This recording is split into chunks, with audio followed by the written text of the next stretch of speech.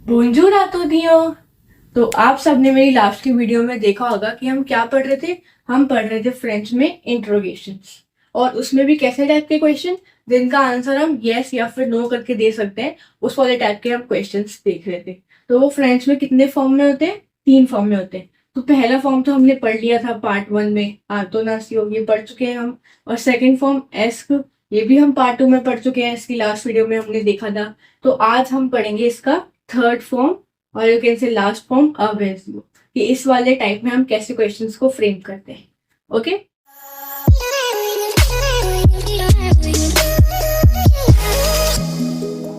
चलो अब हम इंट्रोगेशन में जो येस नो वाले टाइप के क्वेश्चन है उसका थर्ड फॉर्म पढ़ते हैं, इनवर्जन। फ्रेंच में इसको बोलते हैं अवेजियो।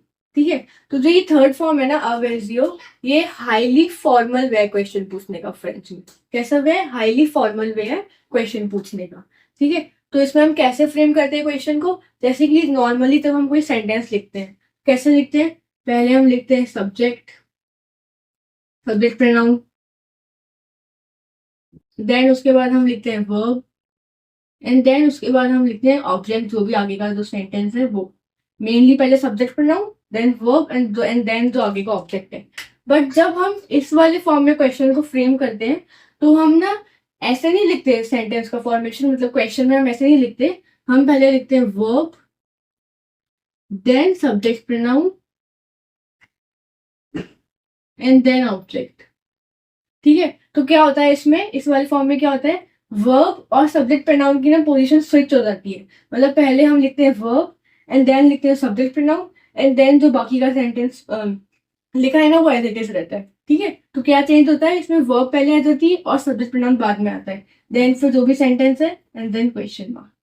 ठीक है, तो हम ऐसे क्वेश्चंस को लिखते हैं थर्ड फॉर्म में। जैसे कि मैं आपको एक एग्जांपल लेके बताऊं, उससे आपको और ज्यादा क्लियर हो जाएगा। जैसे कि मैं आपको एक एग्जांपल लेके बताऊं, इससे आपको और ज्यादा क्लियर हो जाएगा कि कैसे हम क्वेश्चन में करते हैं। जैसे ही मैंने लिया ट्यू व अ ल इक्वल। ठीक है, क्या लिखा मैंने? ट्यूब वाला कॉल। अब हमें से किस में करना है? क्वेश्चन में, वो भी थर्ड फॉर्म के हिसाब से। तो कैसे करेंगे? पहले हम लिखेंगे वर्ब, पहले लिखेंगे वर्ब, और वर्ब क्या है? VAS।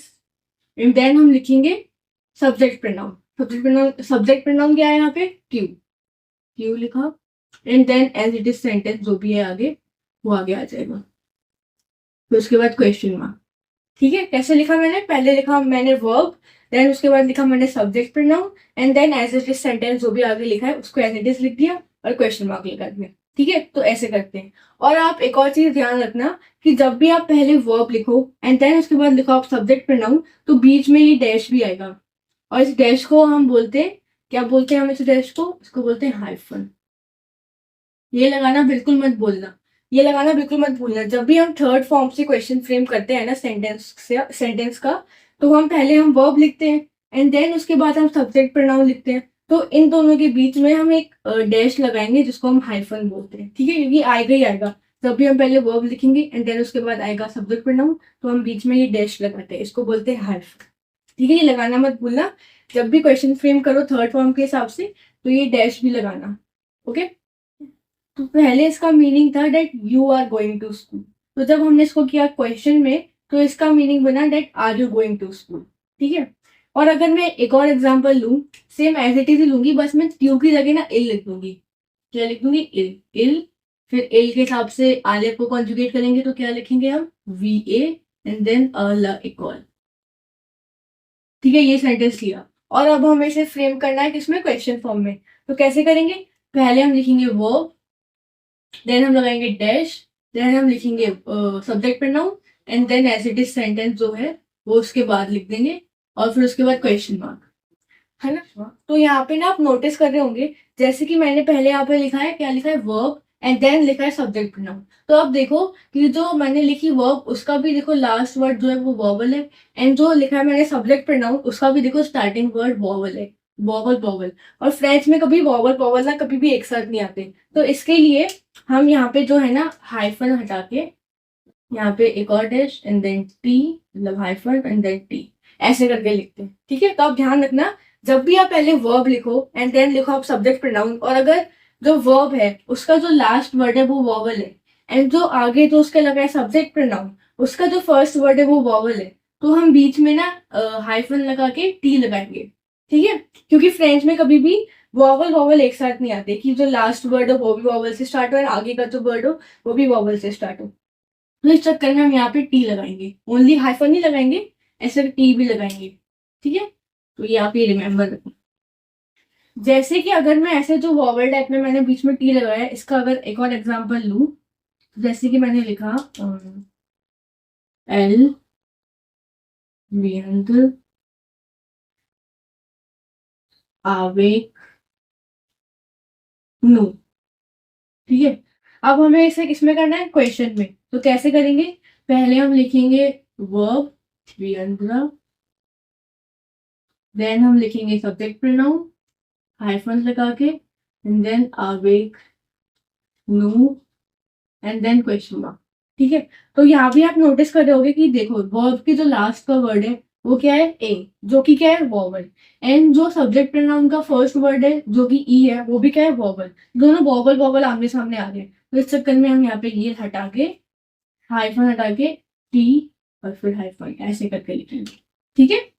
तो आप ये ध्यान रखना कि जब भी ऐसे वॉवल वॉवल साथ में आ रहे हो ना, तो क्या करेंगे हम सिर्फ वैसे हाइफन लगाते हैं सिर्फ, तो उसके लगाने के बजाय हम पहले लगाएंगे hyphen then T then hyphen, ठीक है। तो आप ये ध्यान रखना कि जब भी ऐसे साथ में आए तो हम ऐसे करते हैं, ओके। मुझे इसमें ना आपको एक और चीज और बतानी थी, वो ये, जैसे कि मैंने पहला ये फर्स्ट तरीका बताया, मतलब नॉर्मली हम कैसे थर्ड फॉर्म में क्वेश्चन को फ्रेम करते हैं, और फिर ये सेकंड बताया कि अगर वॉवल वॉवल साथ में है तो हम सिर्फ हाइफन नहीं लगाते, बीच में टी और लगाते हैं, ये भी बताया।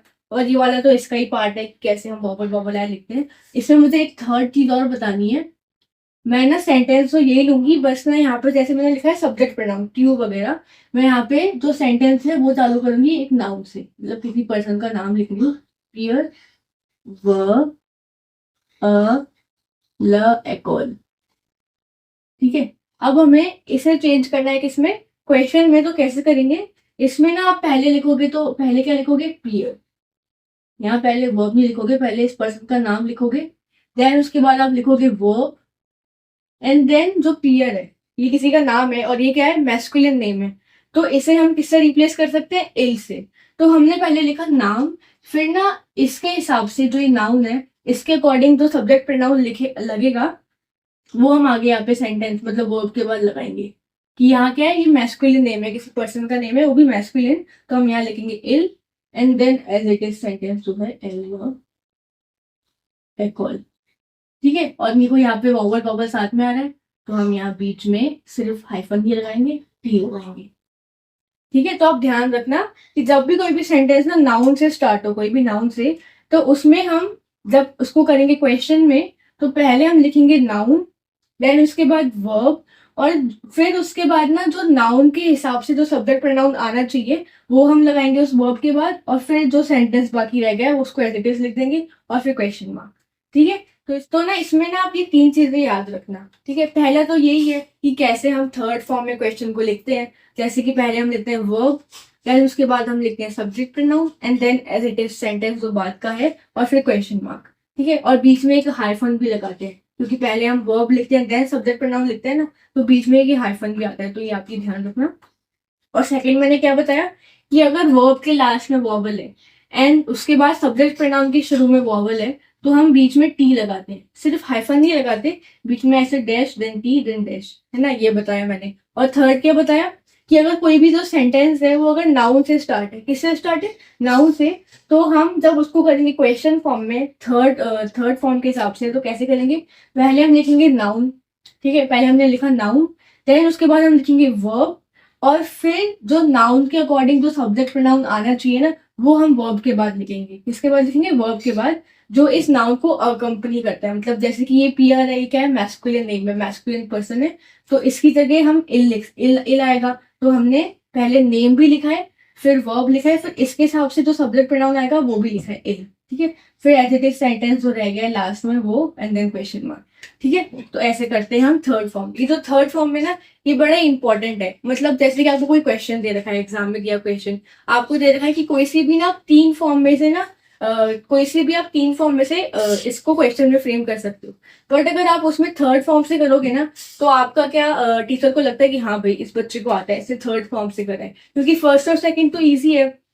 फर्स्ट में तो क्या था, नॉर्मली सेंटेंस लिखो देन क्वेश्चन मार्क लगा दो, और सेकंड में क्या था, सेंटेंस से पहले लगा दो ask and then as it is sentence then question mark. तो थर्ड थोड़ा अलग है कि हम पहले लिखते हैं वर्ब, देन लिखते हैं हम subject pronoun and then as it is sentence फिर क्वेश्चन मार्क। तो थर्ड वाला जो है ना अच्छा वे है, फॉर्मल वे है, हाईली फॉर्मल वे भी है और एक अच्छा वे भी है क्वेश्चन को फ्रेम करने का। ठीक है, तो इस वीडियो में हम बस इतना ही देखेंगे। हमारे तीनों फॉर्म कंप्लीट हो चुके हैं, तो हम बाद की वीडियो में देखेंगे कि हम इंट्रोगेटिव वर्ड्स को यूज करके, और आप कह सकते हो क्वेश्चन वर्ड्स को यूज करके कैसे क्वेश्चन को फ्रेम करेंगे। ठीक है, तो thank you guys for watching my video. आपको मेरी वीडियो अच्छी लगी हो तो अपने फ्रेंड के साथ शेयर करें, मेरे चैनल को सब्सक्राइब करें एंड कमेंट भी करें।